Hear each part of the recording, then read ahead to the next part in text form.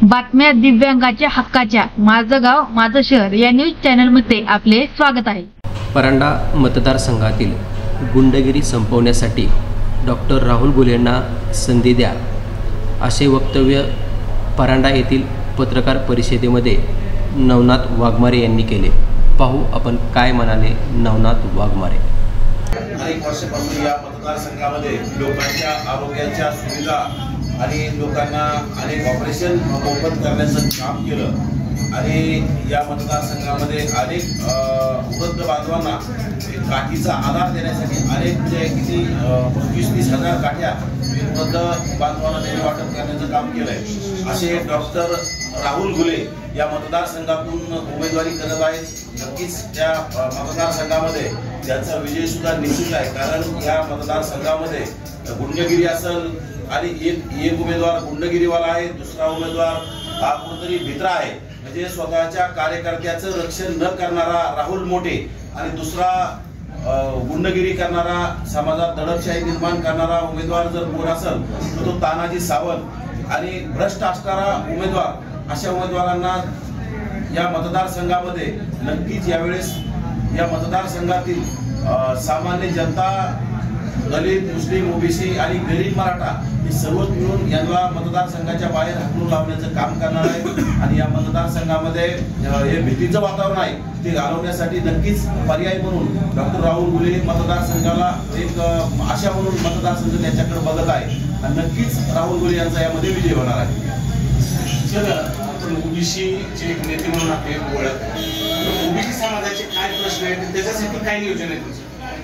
विभागा गेल्या अनेक वर्षापासून ओबीसीचे जातीय जनगणना प्रलंबित आहे, त्यासाठी सुद्धा राहुल गुले सारखे तरुण येणाऱ्या सभागृहात जर गेले तर नक्कीच त्यामध्ये सुद्धा ते आवाज उठवतील आणि गरीब मराठ्यांना आरक्षण पाहिजे, परंतु ओबीसीच्या आरक्षणाला धक्का न लागला पाहिजे। हे दोन मुद्दे कळीचे आहेत सध्या, ज्यामध्ये या राज्याचे आपण आजपर्यंत पितामह आणि पुरोगामी विचाराचे शरद पवार म्हणून आहोत यांनी दोन समाजामध्ये भांडण लावण्याचं काम केलंय आणि ओबीसी मधूनच मराठ्यांना आरक्षण मागण्यासाठी काही लोकांना समोर करून राज्यामध्ये दहशत माजवण्याचं, राज्यामध्ये वाद निर्माण करायचं आणि समाज भांडण लावण्याचं जे काम केलंय ते आमच्या मते चुकीचं आहे, कारण मराठा समाजाला वेगळं आणि स्वतंत्र आरक्षण मिळालं पाहिजे। खरं तर मराठा समाजाला शिक्षणात आणि नोकरीत आरक्षणाची गरज आहे, की आरक्षण टिकणारं आरक्षण।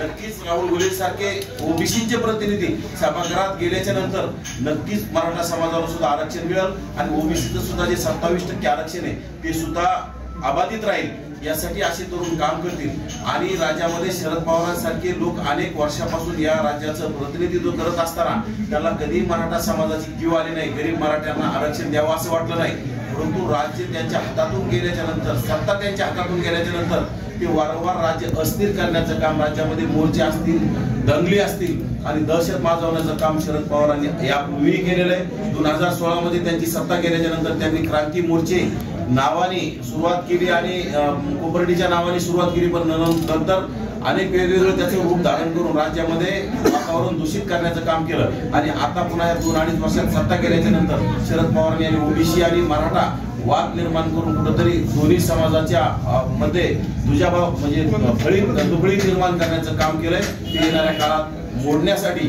आणि गरीब मराठ्यांना आरक्षण मिळालं पाहिजे, ओबीसीचं आरक्षण टिकलं पाहिजे, हे सर्व योग्य रीतीने झालं पाहिजे, यासाठी राहुल गुले सक्षम आहेत आणि राहुल गुले सारखे या राज्यामध्ये आम्ही 100 पेक्षा जास्त आमदार सभागृहात पाठवण्यासाठी प्रयत्न करत आहोत। त्यापैकी आम्हाला विश्वास आहे, आम्ही अनेक मतदारसंघामध्ये आमच्या सभा सुरू आहेत, दररोज 3-4 सभा सुरू आहेत, त्यामुळं आम्हाला विश्वास आहे की आता ओबीसी समाजाला गरीब मराठी सुद्धा साथ देणार आहेत, कारण गरीब मराठ्यांच्या सुद्धा तोंडाला पाणी फुटण्याचं काम जे आंदोलक आहेत मराठा समाजाचे असतील आणि शरद पवार असतील, एकनाथ शिंदे असतील, यांनी सर्वांनी केलंय। त्यामुळे नक्कीच गरीब मराठी सुद्धा ओबीसीच्या साथीला लागतील आणि येणारा मुख्यमंत्री ओबीसी समाजाचा राहील आणि दलित, मुस्लिम, ओबीसी आणि गरीब मराठ्यांचं हे सरकार आहे, त्यामधून सर्वांना न्याय मिळेल। मराठा आरक्षणासाठी नेमकी महाविकास आघाडी असेल किंवा महायुती असेल यांची इच्छाशक्ती आहे का नाही असं काय तुम्हाला वाटतं? हे बघा, महाविकास आघाडी असेल किंवा महायुती असेल, मराठा समाजाला जर आरक्षण द्यायचंच असेल तर सरकारला कुठलाही अडचण नाही। खरं तर केंद्रात भाजपचं सरकार आहे आणि राज्यात त्यांच्याच सहकार्यांचं महायुतीचं सरकार आहे। त्यांनी ठरवलं तर केंद्रात कायदा करून मराठ्यांना, गरीब मराठ्यांना शिक्षणात आणि नोकरीत आरक्षण कायमस्वरूपी टिकणारं आरक्षण देऊ शकतात, परंतु त्यांना राज्यात भांडणं लावून द्यायचे आणि समाजात तेढ निर्माण करून आपली स्वतःची पोळी भाजण्याचा हा प्रयत्न आहे. त्यामुळे शरद पवार सुद्धा केंद्रात होते, शरद पवार राज्यात बी अनेक दिवसापासून नेतृत्व करतात, त्यांनी सुद्धा तेच केलंय आणि आता महायुतीवाले सुद्धा तेच करत आहेत. आणि येणाऱ्या काळात सुद्धा जर याला आपण सरकार याला जर निवडून दिलं, महायुती असेल किंवा महाविकास आघाडी असेल, हे दोघंही म्हणजे लबाड आहेत. त्यामुळं याला दोघांनाही लोकांनी बाजूला केलं पाहिजे आणि नवीन वेगवेगळ्या पक्षातली मोठ बांधून फक्त कुणाचं का सरकार व्हायना, परंतु ओबीसींचे, दलितांचे, मुस्लिमांचे आणि गरीब मराठ्यांचे प्रतिनिधी सभागृहात गेले पाहिजे. या मतदारसंघाचे प्रतिनिधी म्हणून तानाजी सावंत यांनी 5 वर्ष काम केले. तुमचं दावा आहे की या मतदारसंघात अभूतपूर्व असा निधी आणला आणि विकास केलेला आहे.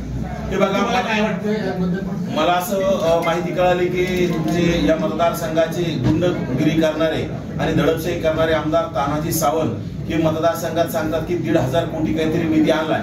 परंतु मी आता तुमच्या मतदारसंघात फिरत असताना मला असं जाणवलंय की कुठेही 1,500 कोटी नाही, 150 कोटीचा सुद्धा निधी वापरलेला आला असं मला जाणवलं नाही. कारण हे फक्त गुंडगिरी करू शकतात की 1,500 कोटी आणले आणि पूर्ण खिशात घालण्याचं काम, पूर्ण मर्यादा लाटण्याचं काम केलं आणि त्या पैशाच्या जोरावर गुंड पोचण्याचं काम करायचं आणि या मतदारसंघात दडपशाही निर्माण करायची. खरं तर आमच्या त्यांनी 2 दिवसापूर्वी आमच्या उमेदवाराला सुद्धा कुठेतरी म्हणजे अटक करण्याची धमकी दिली. म्हणजे यांच्या बापाचा राजा आहे का? या राज्यात डॉक्टर बाबासाहेब आंबेडकरांचं संविधानावर चालणारं राज्य आहे. इथं काय कुणाच्या गुंडगिरीला आम्ही भीक घालत नाही. आणि या मतदारसंघातील जनतेला मी आवाहन करू शकतो की कुणाची तुम्हाला भीती वाटत असेल तर मला फोन करा, मी कुणाच्या बापाला घाबरत नाही. कारण आपण अशाच नवीन अपडेटसाठी आजच आमच्या माझं गाव माझं शहर या न्यूज चॅनलला सबस्क्राईब करा.